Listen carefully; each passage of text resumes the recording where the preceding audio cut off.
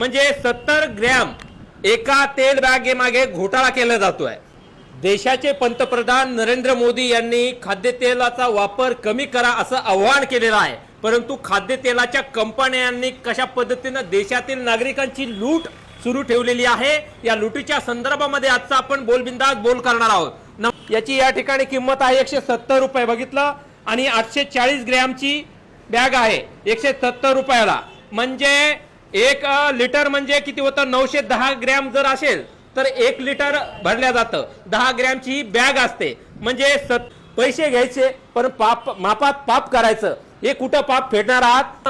असा चुना लावणाऱ्या चुनाबादर कंपन्यांवरती माननीय मुख्यमंत्री देवेंद्र फडणवीस तुम्ही कारवाई करणार का फक्त संबोधित करून लोकांच्या घराला चुना लावण्यासाठी या कंपन्याला बिंदासपणे अभय देणार आहात? या कुणाला काही हे बोललेलं टोचत असेल तर बिंदास टोचू द्या, सुयासारखं टोचू द्या, सुळासारखं टोचू द्या, निवडुंगाच्या काट्यासारखं टोचू द्या। सत्य हे परेशान असतं, आपण ते सत्य मांडलंच पाहिजे, निपक्ष निपद्धतीनं मांडलं पाहिजे। पत्रकार हा विरोधी पक्ष नेता असतो आणि विरोधी पक्ष नेत्याची बाजू मांडणं माझं परम कर्तव्य समजतो।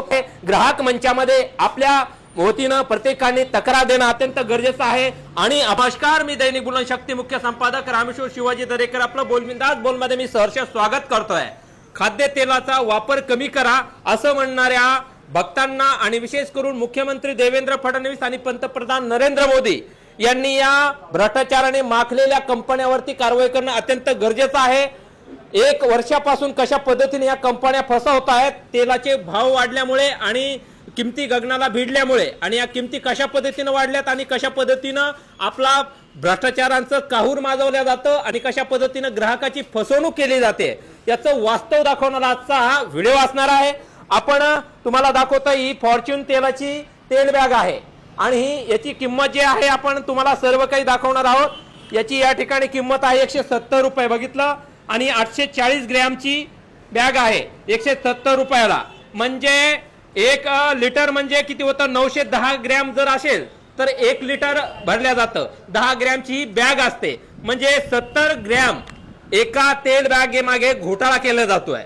एका तेल बॅग मागे 70 ग्रॅम चुना आपल्याला ग्राहकांना लावला जातो। किती करोडो रुपयाच्या तेलांची उलाढाल होत असते दर दिवसाला, म्हणजे करोडो रुपयाचा महाघोटाळा या ठिकाणी खाद्यतेलाच्या कंपन्या करत असतात। म्हणजे 70 ग्रॅम एका लिटर मागं, तर एका 100 लिटर मागं किती, हजारो लाखो लिटर मागं किती, याची कल्पना न केलेली आहे।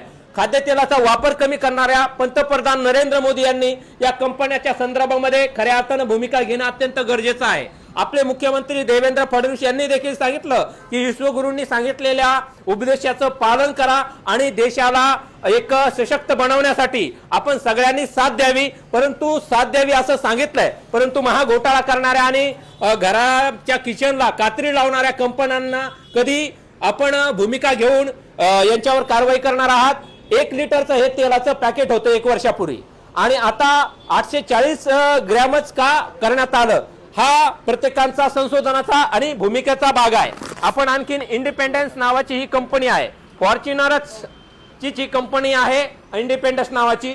इथं आपण जर बघितलं, याची किंमत जी आहे 201 रुपये ही किंमत आहे, आणि 850 ग्रॅम इथं बघितलं, हे 850 ग्रॅम हे आहे, म्हणजे जवळपास 60 ग्रॅम यासाठी की 910 जे ग्रॅम असतो त्याचा 1 लिटर आपण संबोधतो, आणि 1000 ग्रॅमचं हे आपण 1 किलोचं मोजमाप समजत असतो। मग मला एक सांगा, 850 ग्रॅम म्हणजे 60 ग्रॅम या कंपनीच्या माध्यमातून देखील ग्राहकांची फसवणूक केली जाते। म्हणजे करोडो रुपयाला चुना हा भारतातील नागरिकांना लावला जातो, महाराष्ट्रातील नागरिकांना लावला जातो।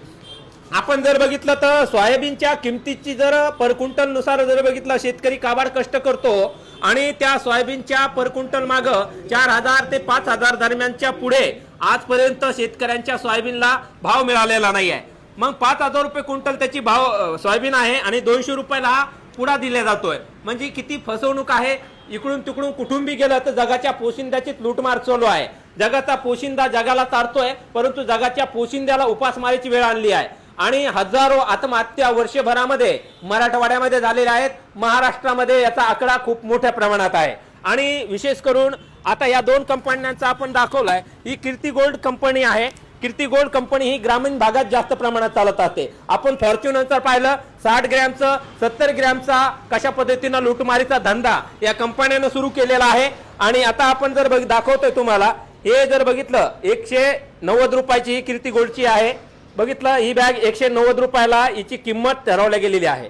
आणि आपण इथं बघितलं तर 1 लिटर म्हणजे इथं बघितलं 910 ग्रॅम दाखवलंय। म्हणजे ही कीर्ती गोल्ड कंपनी फसवत नाहीये कुणाला। मी या कीर्ती गोल्डची मार्केटिंग करत नाहीये, मी कुठला दलाल नाही या कंपनीचा, परंतु जे दिसतंय जे सत्य आहे ते दाखवण्याचा प्रयत्न केला पाहिजे।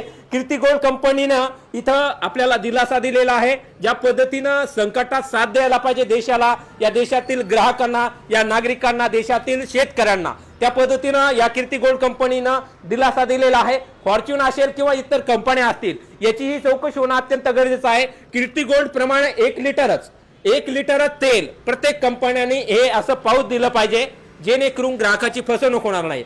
पैसे घ्यायचे पण मापात पाप करायचं, हे कुठं पाप फेडणार आहात। आणि याबद्दल मुख्यमंत्री देवेंद्र फडणवीस असतील, अन्न औषधी प्रशासन मंत्री असतील, भेसळयुक्त याच्यावरती तुम्ही हे करता आणि केमिकल युक्त सगळे काही हे ऑइल आहे ते ओरिजिनल नाही आहे। आपण म्हणतो शेंगदाणे हे ते आपण ज्या मशीन मध्ये घाण्याच्या तेलामध्ये जे काही काढतो तेच ओरिजिनल तेल आहे। हे जे तेल आहे याच्यामध्ये केमिकल युक्तपणा जास्त प्रमाणामध्ये आहे आणि यामुळे आरोग्याला हे हानिकारक आहे। परंतु काय करणार आहेत, आता देश आपला विश्वगुरूंनी फार मंगळावर नेऊन ठेवलेला आहे आणि मंगळावर नेऊन ठेवला असं म्हणतात। आणि इथं भूतलावर राहणाऱ्या लोकांचे हाल काय आहेत त्याची कल्पना न केलेली बरे आहेत।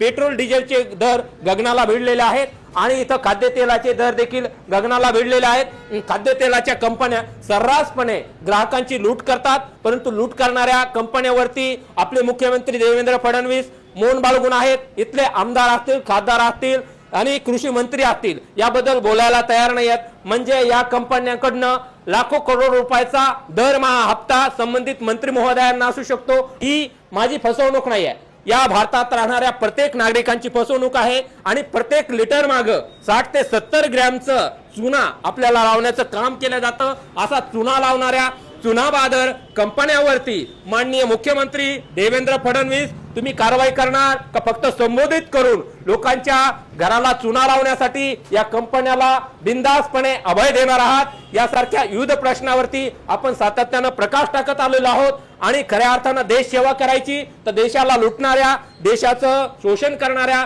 ग्राहकांची लुटमार करणाऱ्या लुटारूंच्या टोळीवरती कारवाई करणं अत्यंत गरजेचं आहे। आपले कर्तव्यदक्ष मुख्यमंत्री म्हणून सर्व भक्त ओळखत असतात। भक्तांनाही विनंती, तुमची ही फसवणूक होते, तुमच्या घरामध्ये देखील तेलाचा वापर केला जातो, तुम्ही कुठल्या ना कुठल्या कंपनीचं खाद्यतेल वापरत असता, तुमच्याही किचन मध्ये आपल्या माता भगिनी ज्या या तेलाला वापरत असतात तर त्या तेलाच्या माध्यमातून तुमचीही देखील फसवणूक केली गेलेली आहे।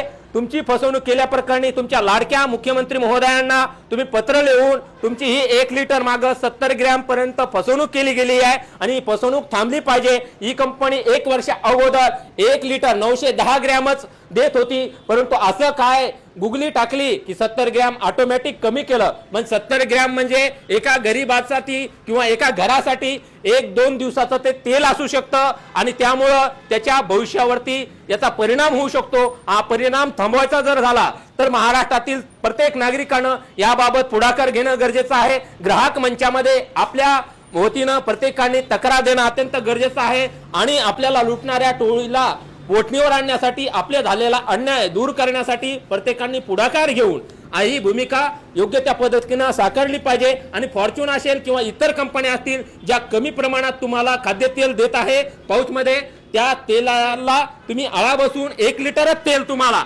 मिळालं पाहिजे, यासाठी पारदर्शकपणे भूमिका घ्या।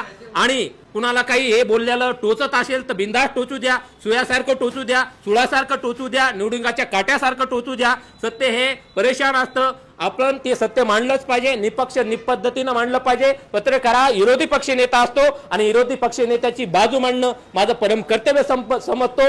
इथे थांबूया। जय जवान, जय किसान, जय संविधान, जय धनेश्वर।